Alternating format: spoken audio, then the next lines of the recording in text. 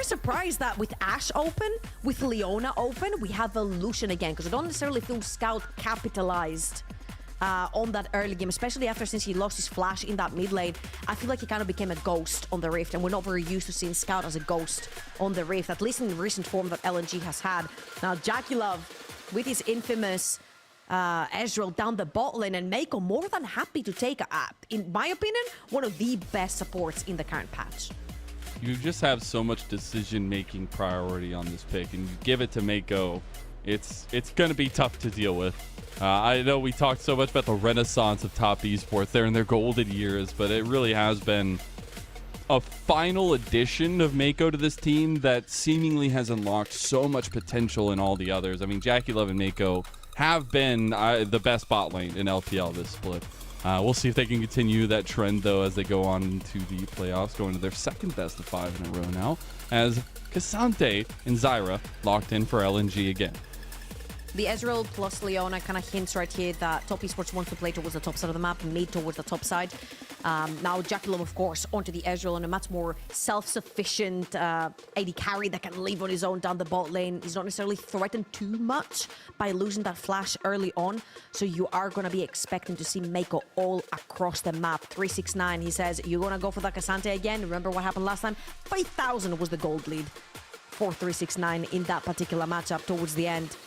And I'm gonna hold my tongue right here, because there's a bunch of AD carries that Creme can pull in that mid lane versus Scout. There's the Zeri, there's also his Tristana, which he pulled off so much damage on in game number 1.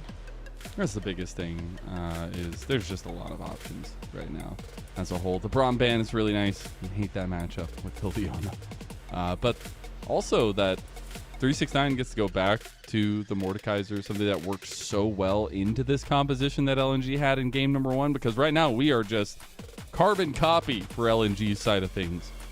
See if top esports change things up in their answers, as the Nidalee is banned by LNG. LNG are banning all the annoying champions. Tian earning that MVP, I'm just saying. Absolutely, absolutely. You know they say, hey, if you're an Okanian, don't touch the Nidalee. But we've had some pretty darn good Nidalee players in the LPL and performance overall, so definitely deserved the Nidalee ban right there. And again, for top esports, you kind of need to shut down that early game, which LNG managed to do very well in game number 1. It was more the transition to the mid to late, but we didn't necessarily see that LNG side laning that we have been seeing throughout this entire split that has made them so successful, that has choked so many teams out of tempo so many times. So for LNG, it's just very important. If you shut down Tian and he can't make the plays early on, they do have that advantage of trying to create their plays through them again. The fact that he gets the Maokai ban too, this man is taking so much pressure on this series. You know what? I'm kind of worried here. This man got a quadra kill on Zinzao last time these two teams met. A quadra kill on Rel at some point, you know? It wasn't a quadra kill with his team, it was a quadra kill with him on his own. Onto the Zinzao. And you do have an... Oh my... Is this the Yasuo Diana? No way. See, they're going to have counter pick. Look at this He's smile. laughing. Look at that smile. That was devious, Tian. That was devious, my friend. As we do have the Diana already locked and loaded for top esports, LNG are going to need an answer, and they're going to need something quick. The Xayah giving safety over to Gala. Also a premier pick for him. Hung going to go ahead and go with the Lovers duo. Now, don't get fooled right here. It is going to be a Yasuo lock-in for Creme. There's no way you pick a Diana without her best half in terms of team fighting, in terms of wombo combos, in terms of ultimates. Now, I'm looking at LNG, and the first thing that comes to mind, they're all so squishy. But Georgia, there's a Ksante, yeah, and there's also a Mordekaiser on the side of top esports. That's going to be taking that Ksante away. Oh my... Wait. I've been deceived. It is going to be the... Mazel, I've been deceived. I loved it, though. You know, it was a little bit of a moment. I really wanted to see it. I really wanted to see the combo there. Apparently, Tian just really wants the Diana combo to be himself. And we'll see the sustained damage, the poke-centered composition, at least from a damage profile for top esports here with the Corki Ezreal. Tian doesn't need no Yasuo. He's his own wombo combo. He's his own backline diver. See, I like this a little bit less. I'm not going to lie. I feel like Gala and Hung have picked a very self-secure bot lane. That Xayah, so much agency for them. They just fumbled the bag a bit, but they are now ramping up themselves. This is the first time we've seen LNG in the playoff. They're in their home arena. They need that energy now to even up the series as we get into game 2 between LNG and Top Esports.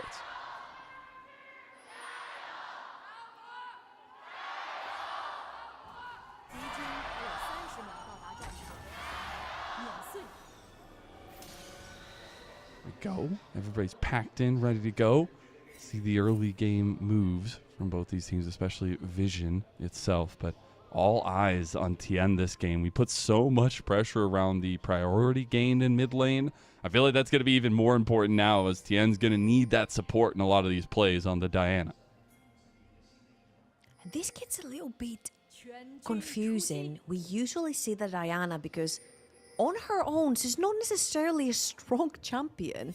I'd love to see also and keep track of the clear speed versus the Zyra, one of the fastest clearing champions in the current meta. However, what makes Diana really strong is a dive buddy. She's kind of like the AP Vi, if you will, of the jungle. And currently, I don't necessarily see any dive buddies with her. Usually you'll see the Yasuo because the combo is instant. The second you press R, this is where Yasuo gets to dive in. It's very hard to dodge, and there's a bunch of squishy members on the side of LNG that this combo would have worked into. However, Creme wanted to go with the Corki, have a little bit more say in terms of a late game team fighting from a ranged champion. And of course, I want to see how Tian is going to be able to approach this game with a Diana having no Yasuo buddy. Both junglers going to be pathing down towards bot side. On the same side clears. Sure, all that pressure going to be given down that way unless we get a little bit feisty in the mid lane itself. But that's where we can look back to game number 1. See 369's impact on this Mordekaiser came around once the game was fully underway and LNG had a massive advantage. We said it's not easy to shake off a 14,000 cold swing across a game there for LNG, but they're going to need to do it now if they want to try to keep their heads in this series. Now looking over at LNG. And if you look at the clear that we said to keep an eye on, Zyra is already done with red buff. Diana is still doing third camp of the new quadrant of her jungle, as Zyra is going to use the plant beautifully juggled right there by WeiWei. Using literally the last auto attack of the plant going down to take the last HP off of that red buff, and already done. Zyra is already done. Diana is still doing that blue buff. If you get a little bit of control towards the bot side of the map, you can have WeiWei to wrap around that bot lane or even enter to try and contest for the grump.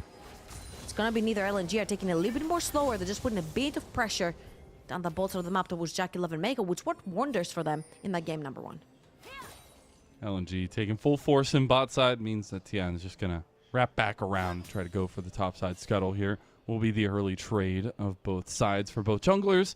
But I do wonder now if this Diana is looking for the early proactivity, especially once you hit that level 6. You do have a little bit more of CC for that. However, due to the changes of Diana, not very recent, but her ultimate used to be the dash, is no longer the case. So even at level 3, you do have a dash available for yourself. So you could be looking potentially for some sort of engages. You see, Tian is marking his wraiths right now. He's going back into his jungle, and so far from what I've seen from Tian, he's trying to avoid that Zyra at any cost.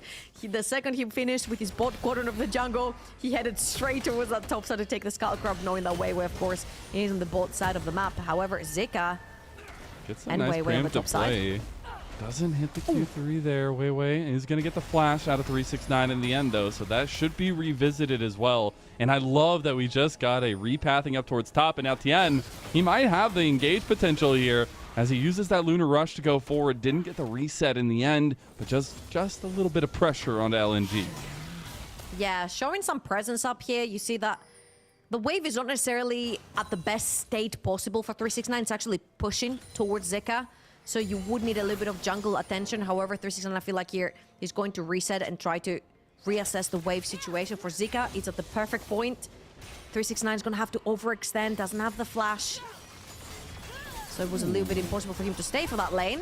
JackeyLove can't really get. Low. I mean, he can't really get much damage here. As yeah, that blade caller is going to be pretty big damage back on a Meiko. Meiko just going for the angle there, utilizing the wall to keep them separated. Interesting. Gala and Hung have been getting the better trades down the wants ball. it. Meiko's just not giving up. It's just a constant back and forth. Onto that bot side. I get a reminder. In the last best of series between LNG and Top Esports, Gala and Hung somehow were still level 1 when JackeyLove and Meiko were level 4. So that was an absolute banger of a game, which LNG actually ended up winning. Spoilers, not, because it happened quite in the past. But it was a great turnaround, again, from the LNG bot lane and the LNG team overall, and it came from Scout and Zika being able to pressure through side lanes and through team fighting. And I want to put my point again onto Scout, because she didn't necessarily have the best of game ones. We didn't see that side lane prowess that we have been praising LNG for. Now, a curious question is about to come up on the Rift. We have level 6s in top, that's all fine and dandy, but both objectives are going to be on the Rift. And Top Esports, known to be willing to contest over everything on the map, are now looking to contest this mid lane as to be flashed out of that Zenith Blade by Scout.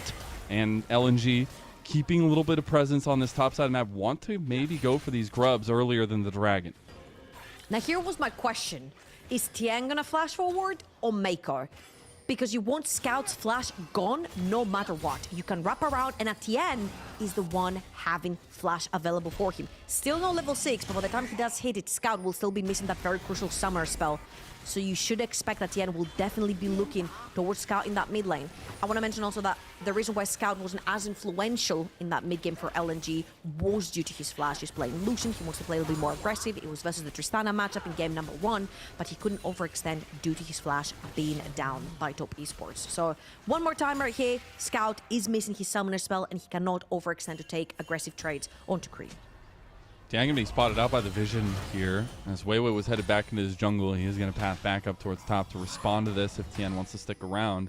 Also gonna move forward because they had that vision. As now Top Esports will know. They know.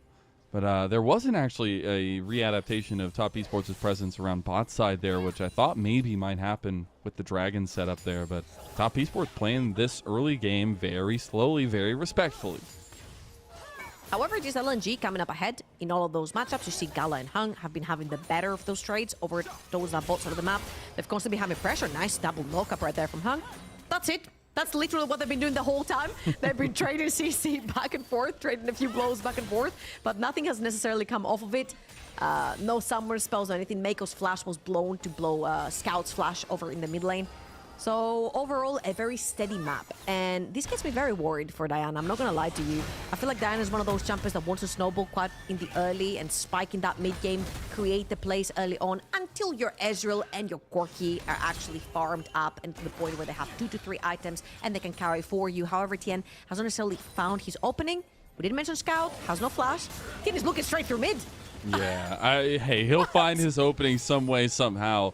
It's about the ease of execution, though, I think is the real conversation, because we've seen Zyra run rampant in these playoffs because of the ease of execution she provides. You literally just farm, and then you can space neutral objectives like the best of them.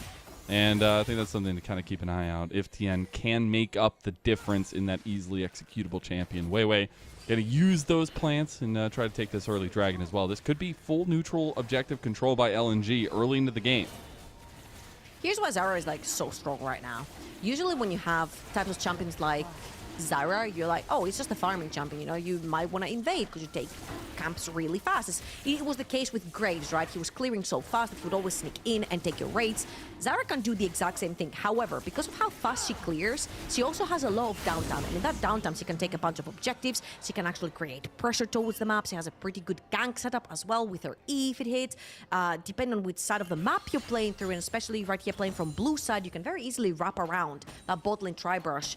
If that bot lane is extended, you can very easily take summoners or lives. So because of Zyra being such a fast clearer, her downtime is incredibly valuable to her, because usually gankers don't get time to farm and vice versa, but she does both.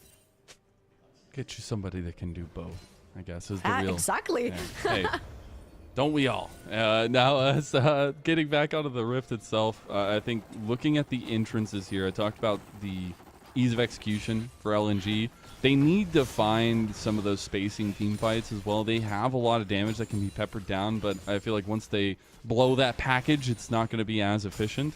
And top esports will have a lot more sustained damage, at least in a lot of these fights. As LNG have taken full control towards the top side of Tian's jungle, and I feel like this is where top esports will be looking to pull the trigger in terms of a fight. 369 over in the bot side doesn't have his teleport up and available, but I feel like for top esports, the teamfights are going to get a little bit difficult in terms of Tian having to choose his target. Right here, his only target is Scout, but his flash is almost up and available for him. And once everyone has flash from the side of LNG, it's pretty much choosing your target between Scout and WeiWei, right? The other ones are too slippery, they've got too many evasive abilities, they're very hard to catch. So I really want to see, because we haven't seen any action from that Diana, so it's not necessarily a heads, it's pretty even with the Zyra. So I want to see the value that this champion brings without her Yasuo buddy diving the back lane with her. You do have first items coming up as well. Leandri's there for WeiWei, but the rocket belts complete for Tian and 369, as they're going to deny the grub again that they were able to get last time around. Although LNG, they are around the corner. They have a TP ward if they want to go for it, and they're looking for a tussle.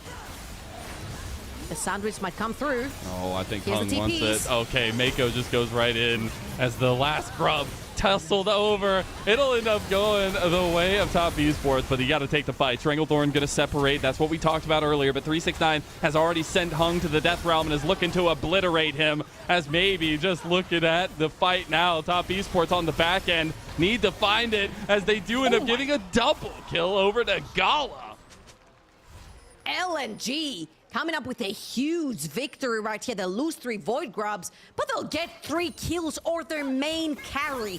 3-0 for Gala, 1.6k gold in the lead. He'll get to shove in that mid lane wave as well, more gold for his pocket. And that was a disastrous fight for top esports. They were all over the place. 369 TP's in, Meiko goes a little bit too far forward, everyone's stuck in the pit, the Crucial Barrage misses, and by all this time, Meiko's trying to create space for his team, but top esports is stuck in the pit, being zoned out by Scout. They cannot actually contribute onto Meiko going too far forward. And my question was, what does Diana provide in all those fights? Tian literally ulted in and flashed out instantly after the ultimate combo. So I'm a bit skeptical on the Diana without the Yasuo combo right there. I'm a little bit skeptical as in why Diana over any other kind of jungler such as Sejuani, wink wink. We'll see if Tian can actually bring it back and make it work, because now it gets very dangerous. A very self-sufficient AD carry, a very anti-assassin AD carry, 3-0. Well, Vaughn, they're feeling antsy. There wasn't enough presence in mid lane for them, and they need to fight it out. All right, they need to get those feelings out. As Scout is gonna not like that one too much. Talk it out, buddy. Talk it out, guys. Come on, we don't need to have all the presence in mid lane. It's gonna be okay. It is though now looking at what LNG can do with this advantage, because they're gonna move to try to answer what top esports are moving forward with, because they feel a lot more confident in this one. And this is where LNG, just like in last game, have a little bit of tempo control on the map. Great hovering right there from Meiko. And I feel like that trade from Creme had pushed Scout off, which has forced majority of LNG to group up towards the top side of the map to try and defend that top lane tier 1. Also Meiko and Tian will be around. They might be looking for something, but again, very evasive champion in the likes of Rakan. Now, I'm getting a little bit worried if I'm a top esports fan. 1 level up onto WeiWei's Zyra, 1 level up onto Gala's Xayah as well. Item completed in the mid lane for Scout, and I want to see the LNG that we've seen throughout Group Ascent. I want to see that Lucian get onto a side lane and create a lot of pressure, as well as Zika. Keeping pretty even this time around with 369, only 500 gold in, 14 minutes in. You will take those. And I want to see the LNG that out-team fought top esports in that Ascent group. You've already seen it. You've already seen it. I don't know about that one. You want to see it again? I see what you're doing there. I don't know about that one. But we'll see. Is now it's actually going to be another trade of objectives. Dragon stacking going to be denied by top esports as they send Tian to go ahead and take their first dragon. But it is the Rift Herald that has already gone down on the top side of the map for LNG, and potentially this turret for Scout. Now look at Hunk's positioning right there. Pressure's all the way in. Look at the vision on the top side. It's all set up for Scout. You go WeiWei towards the top side. He's gonna pop the Rift Herald. They've got really deep wards. They're very safe. And that's exactly what we wanted to see. Sideline pressure now that they have the gold. They're actually gonna rotate Gala towards the top side as well. Extremely strong onto the Xayah. Can very easily keep his own versus JackeyLove's Ezreal, and LNG are gonna take a bonk onto the top lane tier 1. They'll take the tier 2. They'll take the tier 1 as well. Has a lot of control into top esports' jungle. And it's a weird feeling right now, Trouble. It feels like top esports are letting LNG smack them around a little bit, letting them take steps forward into their territory and say, is that all you got? But we haven't seen that answer just yet. We know it's coming at some point, but the question is it going to be enough when it does? And you're really looking at that Tian engage with Meiko to set things up. Usually, when top esports win their early games, you see a bunch of proactivity from the lanes. Leona plus Ezreal, it's very difficult to kill Xayah plus Rakan, especially after 6. So evasive, it's a self-agency on both of those champions, hard to pin down. Scout versus Creme onto the Lucian versus Corki. Really hard to see the solo kill coming through from any of those two, as Mordekaiser needs scaling too into the Ksante. So top esports have not necessarily had any proactive lane for Tian to play through. However, now they're looking for the next dragon coming up. Well, in 3.5, actually. Yeah, no, there ain't nothing. There ain't nothing. Scout TP'd bot side to try to get that turret. They do end up breaking that one down. Top esports were looking for a bit of an answer there, but didn't find what they were looking for in the end. So no objectives on the map. Still a pretty healthy gold advantage for LNG. And this is the kind of advantage that now in this mid-game, they're going to try to move around. They've already seen some of those machinations, right? Scout went top side, took those, almost took a tier 2. Went bot side now with the TP, keeping pressure up and the pace of the game heavy.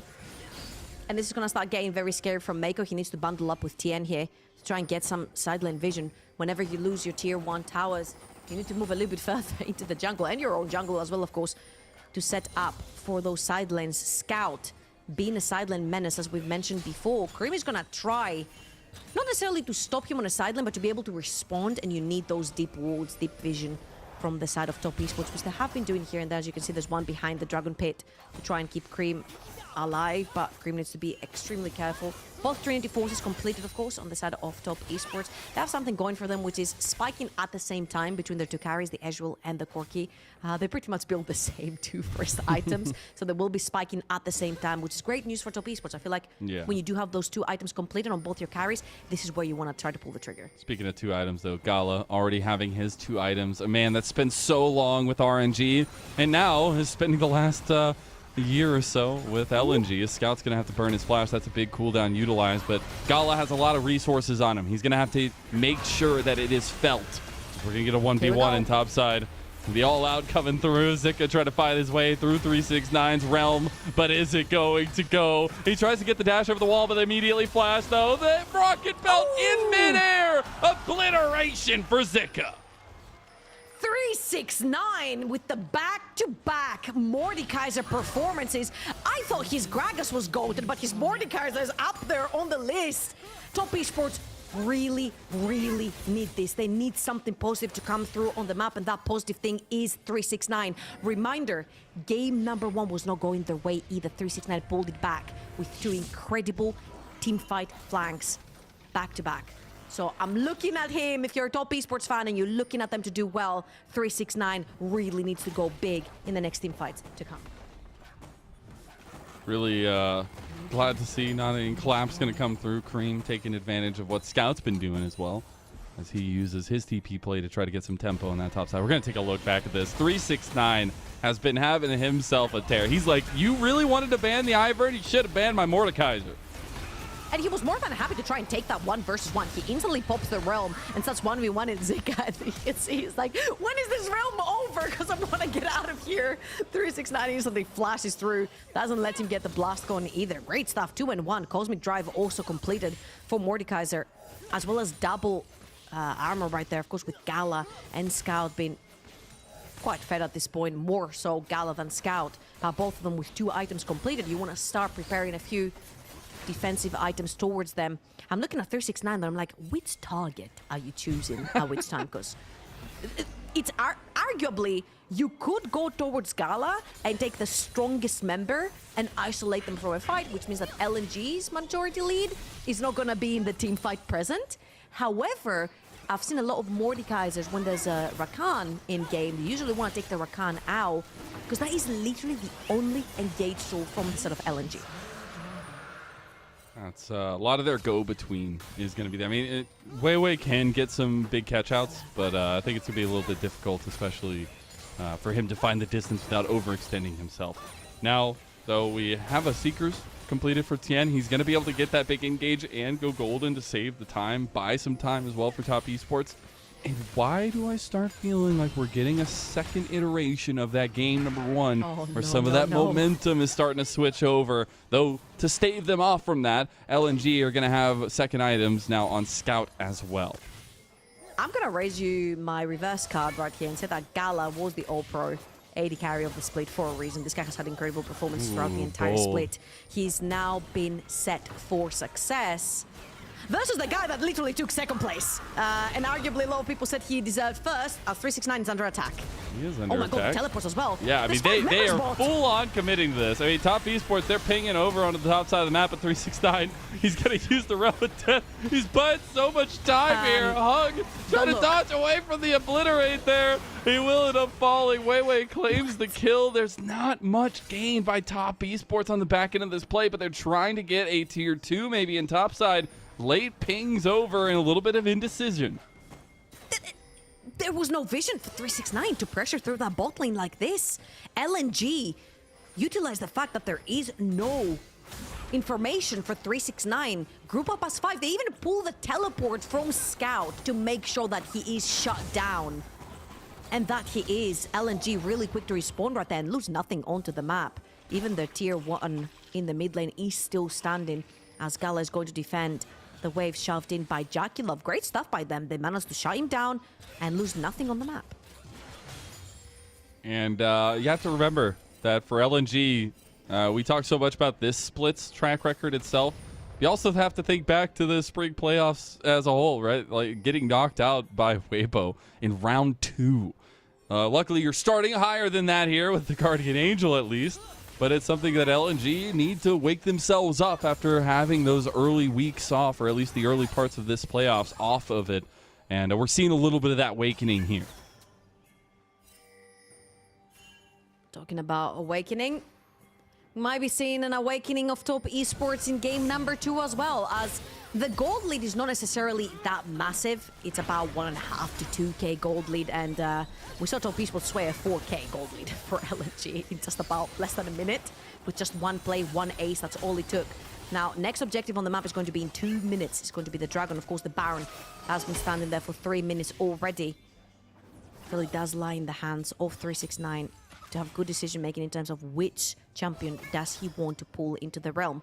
Do you want to pull in the overfed Xayah, and ping Gala, the majority of the gold lead from LNG into this realm, not allow him to do damage, but you are pretty much getting threatened with losing that 1v1 in your own realm, or do you take LNG's ability to engage by taking Hunt?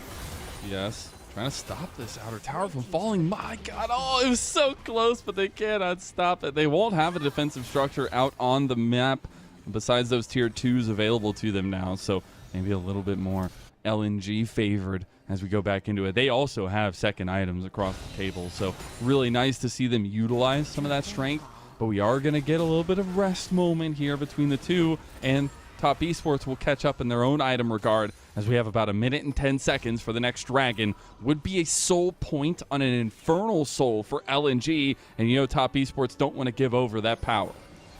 Absolutely not. Very important item breakpoints. The the Rylai's onto WeiWei's Zyra. The slow coming through for the Diana is going to be very annoying, as well as Meiko's Leona too. Walking up, getting slowed down. You need to make very snappy decisions in terms of engage. Luckily for them, Tian has completed his hourglass, as mentioned, and he has his flash engage available to him, as well as Creme and JackeyLove, finally the 2 AD carries that if you hide the portraits, they could be playing the exact same champion at this point. Both on their 2 item power spike. You definitely want to be seeing that power spike come through, and I feel like Top Esports in the next 20 seconds, they're definitely going to be looking to try and find a way into that river. However, LNG have got full control, and Top Esports need to break that somehow. I honestly thought Tian might just die there, but he doesn't. LNG do end up just taking away the blue buff from them, so they'll have all of the buffs they could possibly ask for going into this dragon fight. TES, though, they are trying to stop in this choke point. Oh, Meiko. He's going to get the flash out. That was the grand entrance already used by Hung. Some of the poke damage there. There's the moonfall. And guess who's here? 369. Obliterate! Oh, Gala! As Gala is caught in the death row, and he is just taken down. Top Esports, they found it yet again, and they're cutting this lead down to size. All right, I have found the use of the Diana without the Yasuo. You engage onto Gala, Gala ults, but once you're in the realm, your feathers disappear. So 369, right after Gala's ultimate has been activated, pulls him into the realm, doesn't have any feathers to either root him in place or use them as a damage ability. So he ends up going down to the incredibly fed Mordekaiser, 1.6k up right now.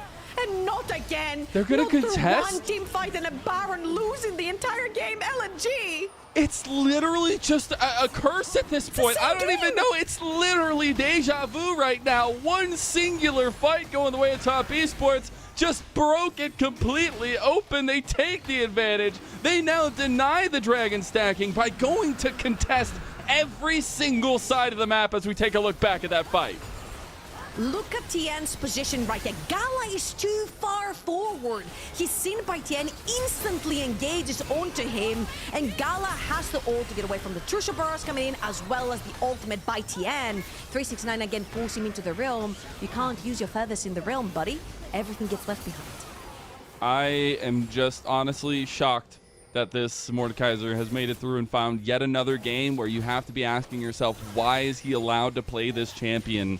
Because he is making the differences in these crucial moments. Like, one big catch out is all you need, because now you have the advantage, and Top Esports, they're being pushed back on now. Top Esports did a flank TP out from Zika. He does end up getting 369, but he has the Realm of Death yet again. And guess who he chunked out again? He goes for Hung every time, as now he comes out. The quickness has been popped. LNG think this is their moment to shine. The moonfall going wide. Stranglethorn going to be used underneath it. Now the fight's Zika tries to find JackeyLove, but he's dashing away to safety. Now Tian is the first one to fall. Creme getting a bit caught there by the roots, but Top Esports still stand strong. Bodies abound here, though, as they have already lost Tian.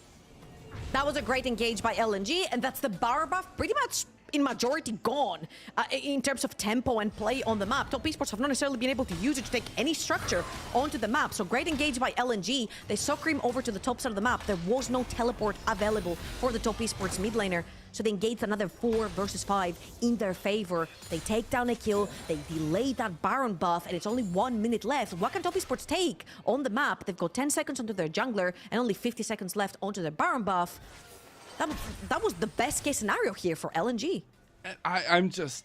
This series is already delivering so much, and we're only in game number 2. We've seen both games LNG come out with a very good strategy for dealing with the track record that we've known of Top Esports of taking control of games and just absolutely dominating them. But they can't transition that into the strength that we've known of LNG in those team fights. And it's just a story of trying to make it work.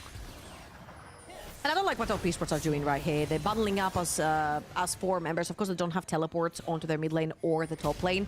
However, when you do have a Baron buff, they're trying to desperately try to use the last few seconds of it. Again, that was a great pretty much dissuasion of the entire Baron buff from the side of LNG. And the mid lane tier 1 is going to end up falling, which is going to be the only structure falling from that Baron buff, as it's going to disappear right about now, and LNG can defend their tower. Yeah, since Flux does so much damage to the turrets or try as well. to. What is happening in the jungle? I don't think they can do it. Oh! Guys, we're taking red buff when mid lane tier 2 is going down? Hey, LNG. you know, it's the long con. It's the long con. All right, it's the long. They are in vision here, though. There's a ward actually in that little bush. They will end up spotting it out for LNG, but that's why Top Esports felt okay stepping up there. The reset's going to come through. All the prizes that Top Esports get for having played the macro better are going to come up big for them. 3 items across the board, pretty much. Rapid fire cannon also pretty huge for the side of Creme. especially with feathers, plants, everything in the way of him and any carry from the side of LNG being able to have that long range auto. It's going to be huge for the start of the fight at least. And right now we're looking at both teams who it's going to be soul point when the next dragon spawns for both of them, and definitely you're expecting to see a lot of contests going through. However, soul point is not necessarily the end of the world. So a lot of the times you see if a team doesn't have the setup to move into that dragon, they're more than happy to forfeit that one, especially with Baron spawning up in the minute and 50. You don't want to be losing any extra fights. You don't have to if they don't want to cost you much. And right here, it doesn't cost you that much. It's not necessarily... You get an extra dragon right there, which is sure a lot, but it's definitely not the soul. So LNG right here, they have the summoners, and they've got their ultimates all up and available. I'm looking at JackeyLove. He's missing that flash, so he could be LNG's next target. Yeah, Dragon in about 40 seconds here. See if LNG want to contest for it. Would be a soul point for either side. Tian going to use a blast cone, get out to safety there. Gala takes a huge chunk on the True Shot Barrage. That was Top Esports just looking for a little bit of a preemptive play around this. Next setup, though, will be about Prio and mid. Highest level champion on the Rift. 369 onto that mordekaiser level 17. One of max level as well.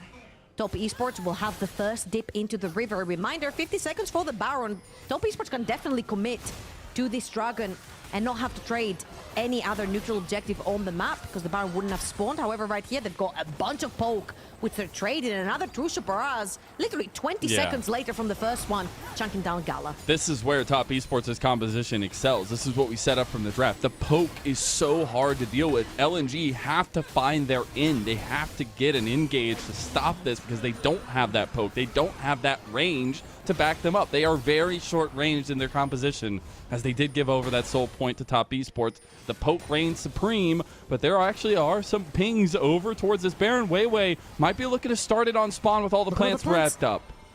He's got 6 plants already. 9 seconds for the Baron. There's one more that's going to spawn for sure, I believe, for WeiWei right there. So you can instantly completed queue his them. back. That's 7 plants in the pit. 7 plants in the pit, but Top Esports, nah, there's no way you're doing this. You cannot do this. LNG, if they start this Baron, Top Esports will just close in. And again, you said the only engage is Hung. And I feel like 369 will definitely have him in his sights. If Gala's ultimate is not popped instantly, I feel like pulling Hung into Mordekaiser jail is going to be the card right here, because you saw what happened when Top Esports just permanently poke away LNG. They're playing and they're leveraging the range currently. The range helps. As 369 down the bot lane has level 18, highest level member on the Rift again, and WeiWei just keeps planting seeds. And 369 might not have been the biggest focus. I feel like all this split for Top Esports, there's been a lot of focus on Tian, Creme, and JackeyLove and Meiko. Everyone else besides 369, but he has consistently found pressure. He's consistently found a way to be meaningful from the top lane, and this Mordekaiser has not been dealt with. And it's going to be something that LNG have to overcome. And it's just so special to the series, right? LNG went all the way to the finals last year. JDG took them down. That was 369 in the top lane. Hold on, Hung. Oh, Hung is just getting taken down. It's now 369. He is still in that front lane position. Oh, Scout. Tian. Yeah, he's still okay on the side. Did burn the calling as he TP'd into the mid lane. Meiko, he's going to be healing up a plenty, though, as he's mogging it up. And Top Esports are going to have a little bit of a move here, trying to take advantage of the split nature that LNG are in. This is perfect for Top Esports. There is no engage tool from the Rakan. Hung had to commit the ultimate, so 369 here and Tian are definitely looking towards Gala. Looking for one big moonfall, looking for one big connection by Meiko with the solar flare. Those are the go buttons for Top Esports, and LNG have to be wary of that. Hung will still have some reactive tools there with Grand Entrance. There still is some playthrough for LNG, even though they find themselves at a deficit. But again, they cannot be put into a position where they're just getting poked over and over again with no responses. Yeah, they're trying to push towards that mid lane wave. However, the poke as you mentioned, is much more powerful from the side of top esports. They're fighting through that mid lane wave, bot lane wave has been pushed in favor of LNG as well as Mordekaiser. 369 on the top side is pushing that wave for top esports. They want it. They Trying want to it. get some control, LNG. They get it. The TP's coming in, though. 369 going to try to join the fight. LNG, they did not get the damage off in time. They were not able to make the play. Now Zika, he's over by himself. That's a big blade caller right back. Zika going to separate back to the team now as well. As top esports, they pull the TP back from 369 to stop LNG's advances. Zika came in clutch in this particular fight, grabs Tian, shoves him over the wall, because that was definitely not a fight LNG wanna be clumping up for. When you got Tian right there, ready to press his ultimate, ready to dive in, and LNG right now, they do not have very crucial ultimates to walk in. Gala doesn't have ult. It feels like we're right on the edge of a cliff right now. Top esports just wanted to bait you. They just wanted to get the engage as Tian goes right back out as 369 now finds the realm of death onto Gala. He is in trouble though, as on the other side of the fight, WeiWei is already going down. Scouts got to Creme, able to find a little bit more. JackeyLove going forward as well. Top esports, they're making mincemeat out of LNG in their home arena. That's a full-on total ace, and JackeyLove, the man himself, steps up when he's needed most. Deja vu from game number 1. Top esports forfeit their early game to have some fantastic team fight comebacks here in game number 2. It is an honor. It is a pleasure to watch this team work their way through the LPL, and this team is on a tear. 7 series in a row, but now 2 in a row in this best of 5 as they look to put LNG in the dirt.